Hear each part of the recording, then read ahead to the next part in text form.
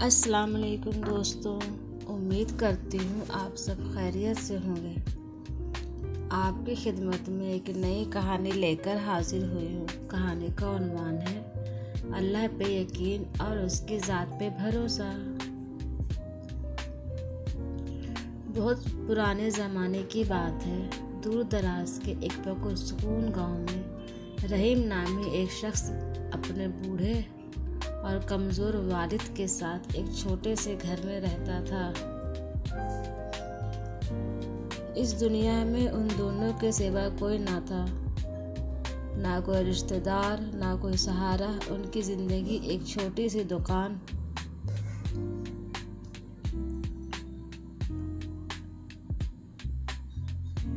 से जुड़ी हुई थी, जिसकी मामूली आमदनी से उनका गुजर बसर होता। रहीम दिन भर मेहनत करता, दुकान चलाता और अपने बीमार वालिद की खिदमत में लगा रहता। उसके जवान कंधों पर जिम्मेदारियों का बोझ था, लेकिन उसके माथे पर कभी शिकन नहीं आई। उसकी ताकत का चश्मा अल्लाह पर, उसका पुख्ता यकीन और उसकी ज़ात पर मुकम्मल भरोसा था। रहीम का बाप दिन ब दिन कमज़ोर होता जा रहा था। बीमारी उसके जिस्म को घुन की तरह खा रही थी। वो अक्सर बिस्तर पर पड़ा रहता और सिर्फ हल्की आवाज़ में अल्लाह का जिक्र करता। रहीम अपने बाप की तकलीफ़ देखकर अंदर ही अंदर घुटता जा रहा था, लेकिन वो कभी हिम्मत नहीं हारता।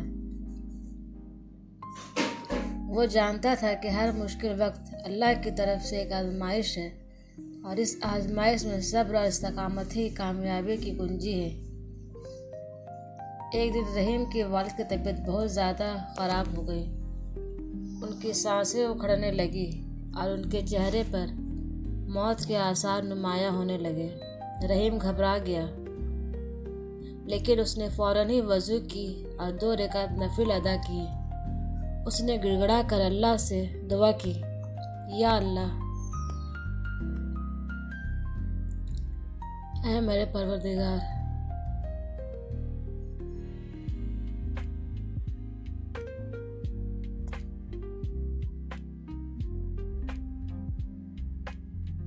मेरे पापा को शिफा अता फरमा या फिर उसे सब्र जमील अता कर। इतना कहते ही उसकी आंखों से आंसू जारी थे और उसका दिल अल्लाह की मोहब्बत और खौफ से लबरेज था। जब रहीम दुआ मांग कर फारिग हुआ तो उसे गोया महसूस हुआ उसके दिल को एक अजीब सी सुकून मिल गया है। उसने अपने बाप के करीब जाकर उनका हाथ अपने हाथों में लिया।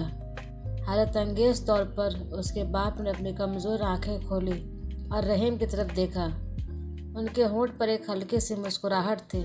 रहीम, मेरे बेटे, उन्होंने धीमी आवाज़ में कहा, मैं जा रहा हूँ। अपना ख्याल रखना और हमेशा अल्लाह पे भरोसा और यकीन रखना। वो कभी भी अपने बंदों को तन्हा नहीं छोड़ता। ये कहकर उनकी रूह परवास कर गई।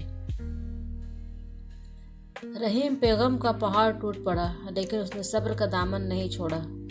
उसने अपने बाप को गुस्ल दिया, कफन पहनाया और पूरे एहतराम के साथ सुपुर्द खाक किया।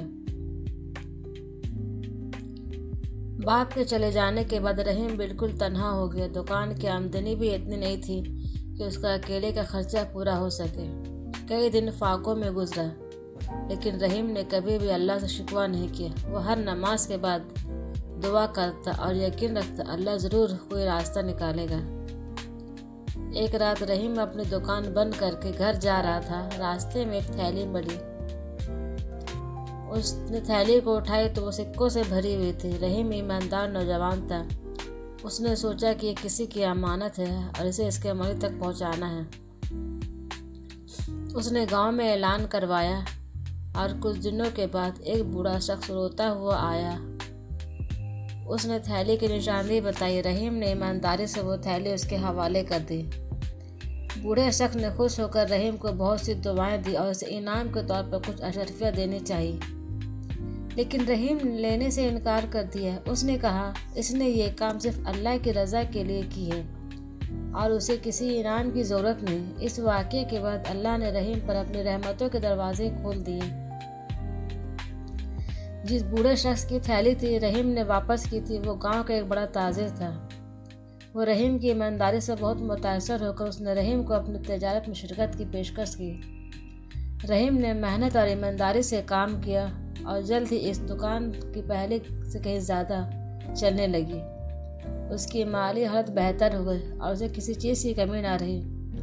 रहीम ने कभी भी अपने माजी को नहीं भुलाया। उसने हमेशा गरीबों और ज़रूरतमंदों की मदद की और अल्लाह का शुक्र अदा करता रहा। वो जान गया था अल्लाह पर यकीन और उसके ज़ात पर भरोसा रखने वाला कभी भी नाकाम नहीं होता। मुश्किलें ज़रूर आती हैं, लेकिन अल्लाह अपने नेक बंदों को हमेशा कोई ना कोई रास्ता ज़रूर पैदा कर देता है। ये कहानी हमें ये सबक सिखाती है, ज़िंदगी चाहे कितनी मुश्किलात परेशानियाँ क्यों ना आए, हमें कभी भी अल्लाह पर यकीन नहीं खोना चाहिए। सब्र और इस्तकामत के साथ उसकी ज़ात पर भरोसा रखना ही कामयाबी और खुशी की कुंजी है।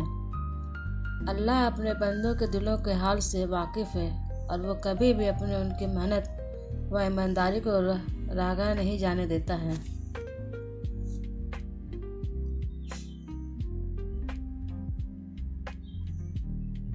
उम्मीद करती हूँ कि आपको मेरी यह कहानी ज़रूर पसंद आई होगी।